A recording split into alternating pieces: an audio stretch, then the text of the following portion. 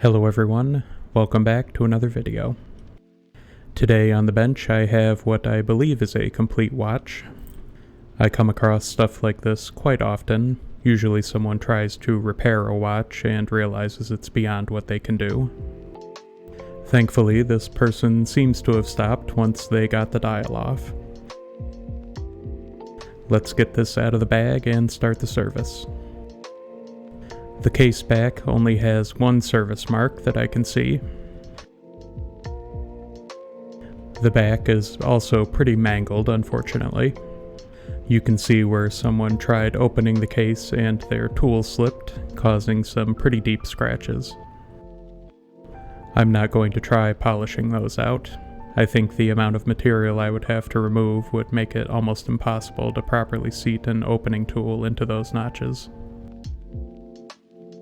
The engravings on the case back are also pretty shallow, so this will have to stay as is, unfortunately.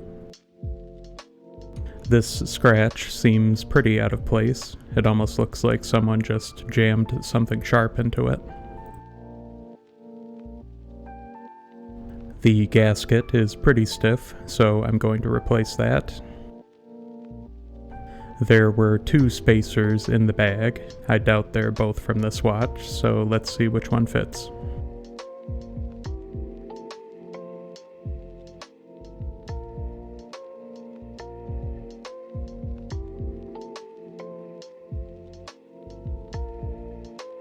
This one's too big, so it must be the other one.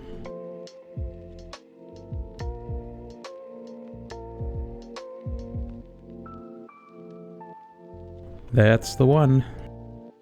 I guess I'll put the other one in the parts bin.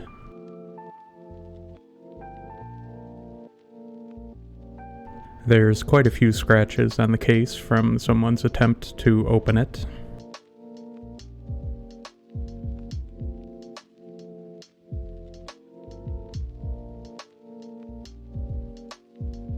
You can see on the lugs there's heavy wear. This is from a metal band, and why I generally recommend something like leather or nylon on a non-steel case. I've seen cases where the lugs are worn down so much by expansion bands that they just snap off. These are pretty bad, but they should hold up fine. The crystal is a little scuffed up, and there are a few deeper scratches, but it should polish up nicely. The dial is in pretty good condition considering it was just loose in the bag with everything else. There is a scratch on the left side, but it's only noticeable from certain angles. 23 joules on a manual wind movement is interesting. Usually these max out at 21, so I'll be interested to see the layout. I think I may have found out why this watch was taken apart. This stem is brand new, so my theory is the old one broke and the owner tried to replace it themselves. What probably happened is the setting lever got displaced when they tried to install the new stem, so they took the dial off to fix it and saw how much they'd have to take apart to do that, and decided to just put it in a bag and have someone else do it. That was honestly a smart thing to do. The calendar mechanism on these older movements can be a pain to take apart and put back together, especially for someone with little to no experience. I just tried to put the stem in and it's actually too big, so what really happened is the previous owner just ordered the wrong size stem. Definitely a common mistake. Sometimes a stem is marked as being compatible with a movement even though it's not. The question now is, how do I unwind the movement? Before I do that, I'm going to disassemble the calendar and keyless works. Everything looks nice and clean.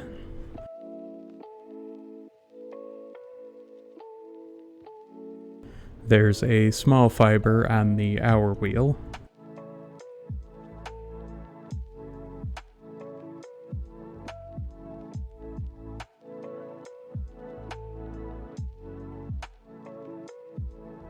I'll need to remove this retaining plate to remove the calendar ring.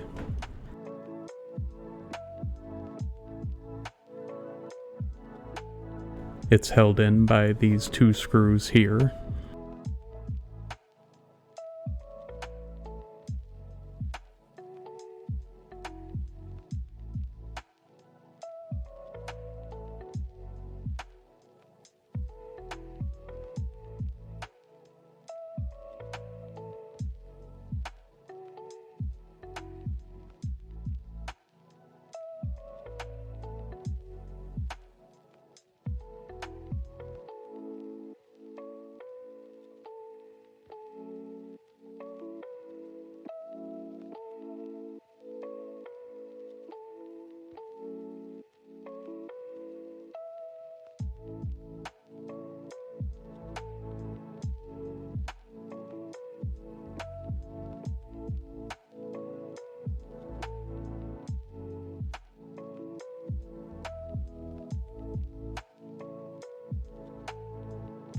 There's some slight wear, but it looks to be in good condition otherwise.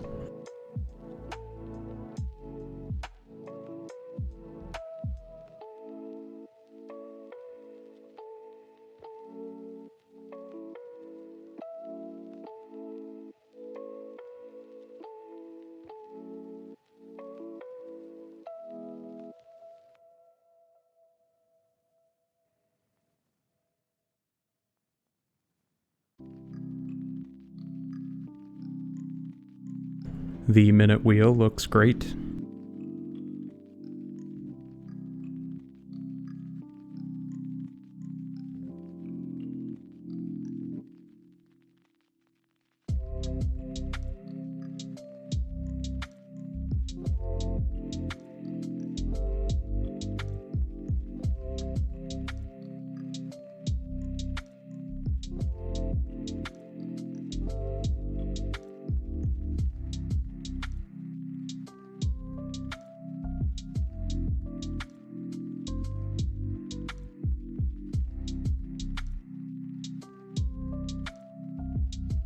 I need to remove this retaining plate as well.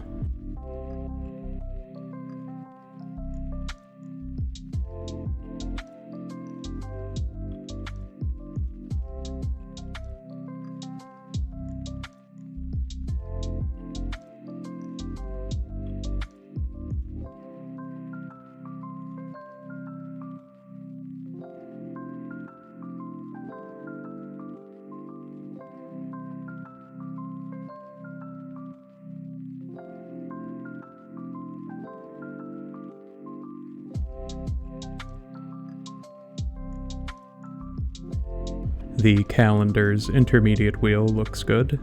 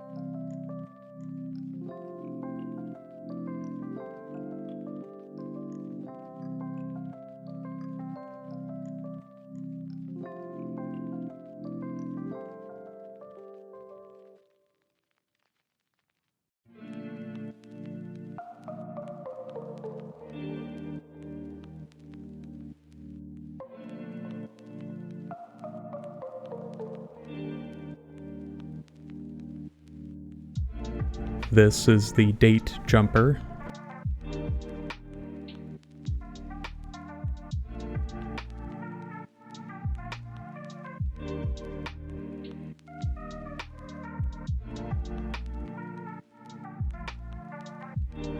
And the date jumper spring is just sitting there waiting to fly out, so I'm going to remove it before it removes itself.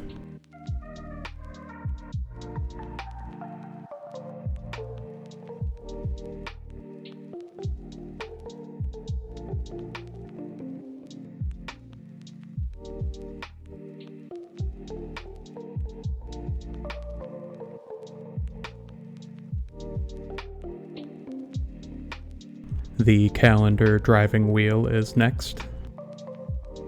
This is an offset cannon pinion, as the second wheel isn't in the center.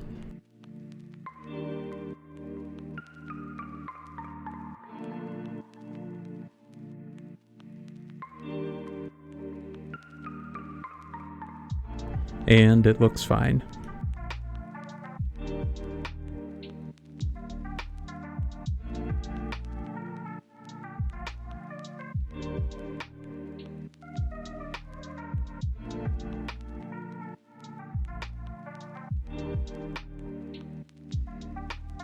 Next up is the setting lever spring.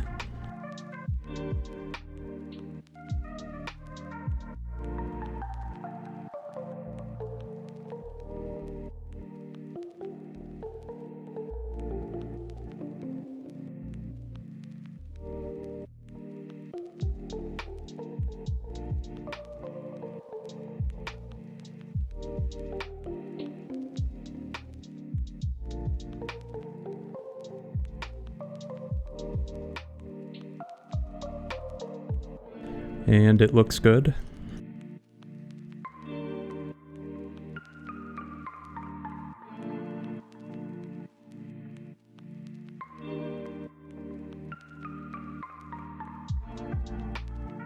The clutch lever spring is ridiculously thick, so I'll carefully remove that.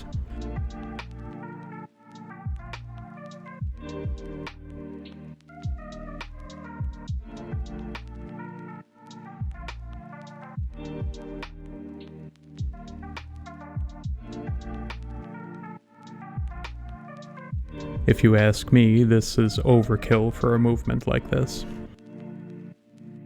The setting lever removed itself. Thankfully it didn't go too far.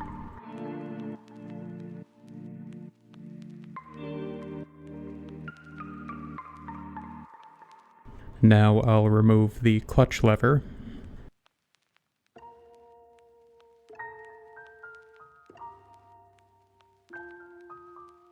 It's in good shape.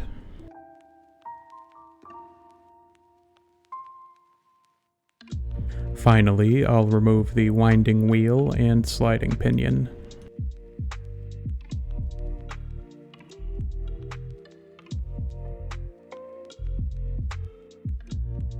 And they both look fine.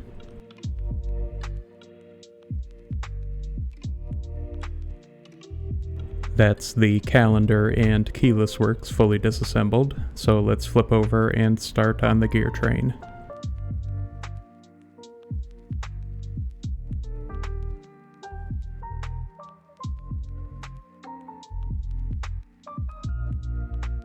I think what I'll do is put my finger on the ratchet wheel while I disengage the ratchet click.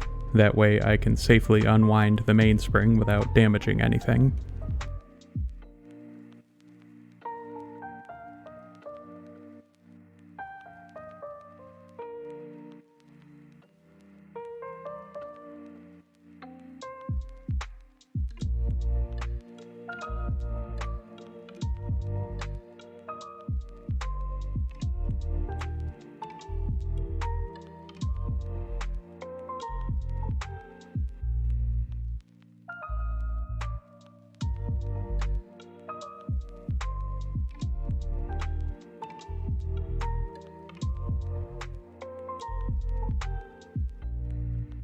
That actually went pretty well. I'll remove the balance assembly now.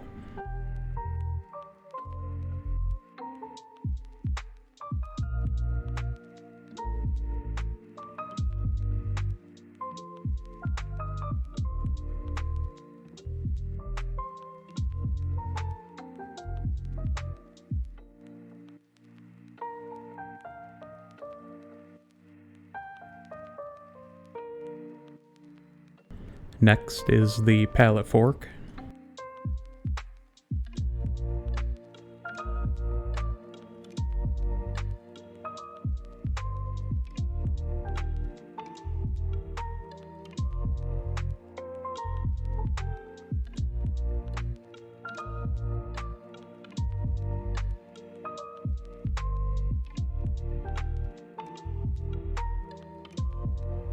Someone put oil on the pallet fork pivots. You generally don't want to do this on a jeweled watch, as it will decrease amplitude and negatively impact performance.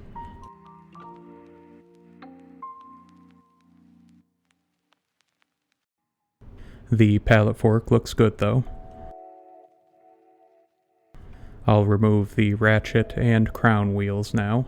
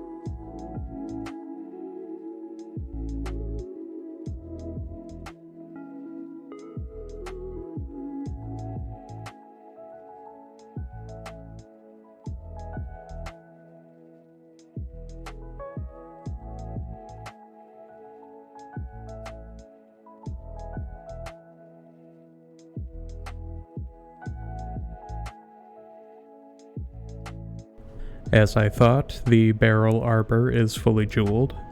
I do wonder where that 23rd jewel is though. Both the ratchet and crown wheels are in good condition.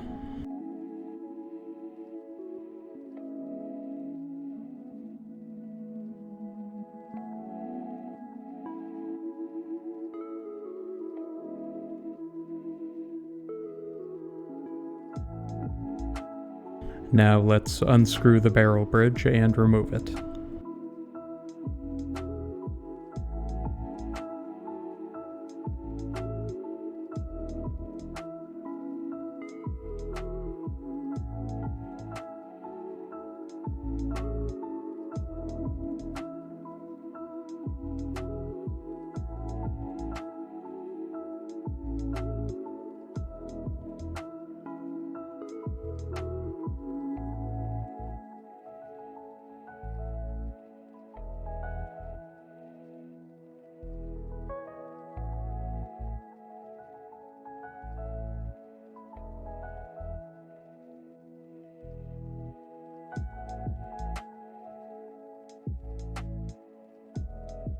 This screw is a little rusty, so I'm going to replace it.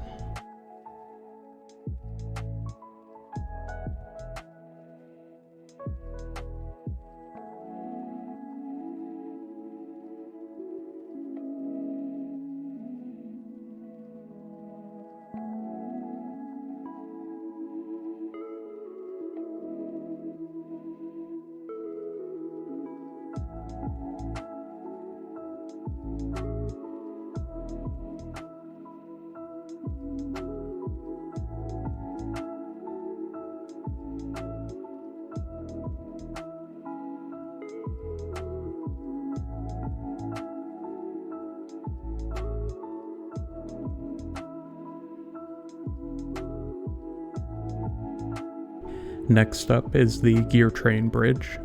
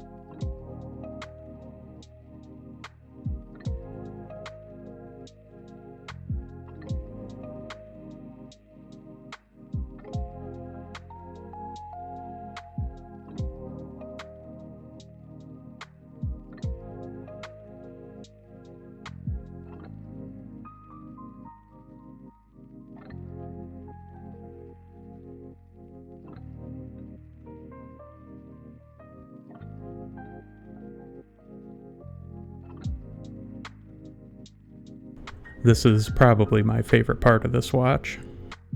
There's something about how the text is engraved coupled with the capstones. It just looks really nice. And before anybody gets too worried, my tweezers are made of nickel, not steel.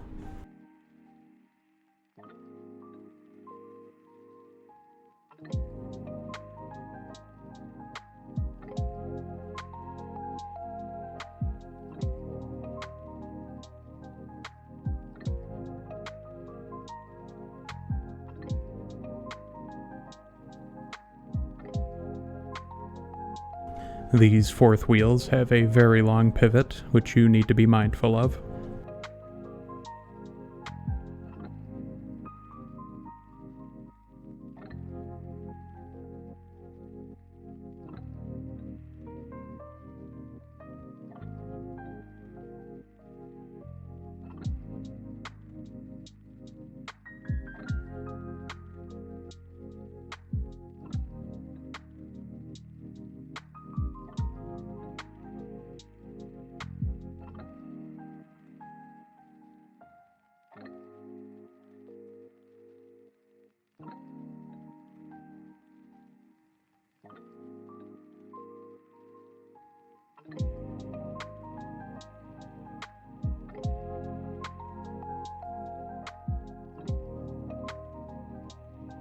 The third wheel looks good.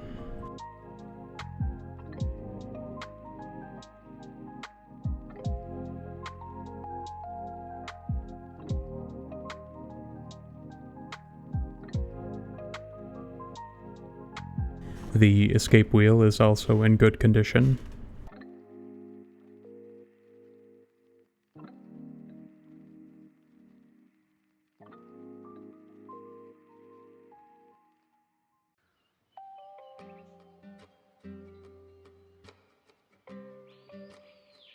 Next, I'll remove the mainspring barrel.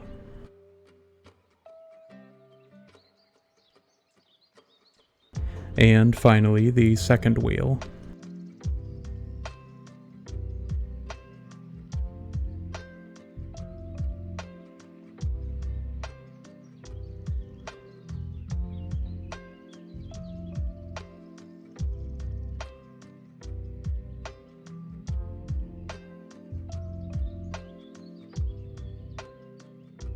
All of the jewels and gears look like they're in good condition.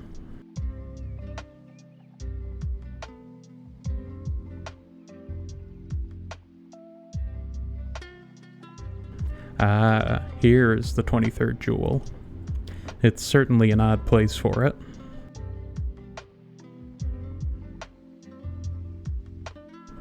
The mainspring looks fine, so I'll reuse it.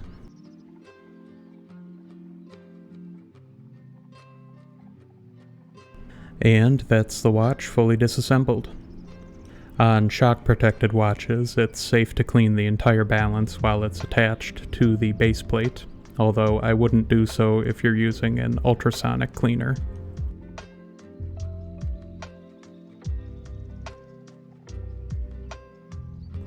Here's a reminder why case maintenance is just as important as movement maintenance. This is a buildup of verdigris, which is from the base metal being in contact with moisture. Obviously the movement has been taken care of over time, but this case hasn't been properly cleaned in well over 30 years. Over time, this corrosion will continue to eat through the case and even damage the crystal.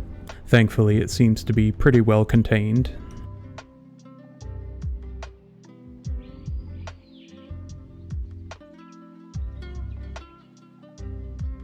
Unfortunately, I forgot to turn my cameras on for the case cleaning, but this is the aftermath. The case itself was fine. There wasn't any major pitting that would compromise any seals, but please remember to have your case cleaned as well when you have it serviced. I wouldn't have even noticed it if I didn't need to polish the crystal. Stuff like this can be pretty insidious. Here's the case cleaned and the crystal polished. It looks pretty good. There's still some of the deeper scratches here and there, but the sunburst dial will help hide them.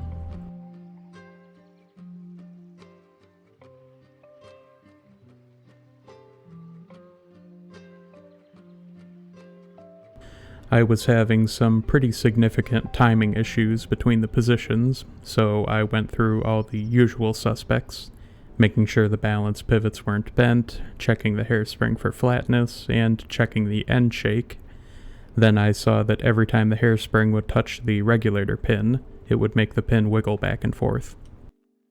I replaced the regulator arm with a new one, and the watch runs fine now.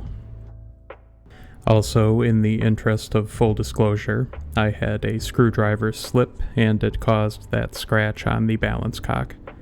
I think it's the first time I've had a tool slip in over 2 years, but it was 100% my fault. Thankfully, this is my watch, and it's an ETA movement, so I could easily replace it, but I'm going to leave it there as a reminder to myself to be more careful in the future. With all that said, let's put this on the time grapher and see how it runs.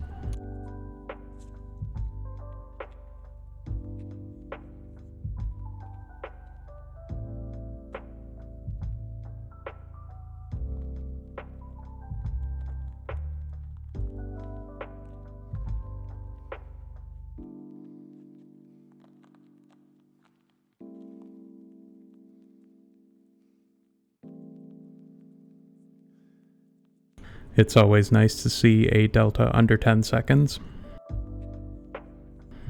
And here's the movement, looking nice and clean.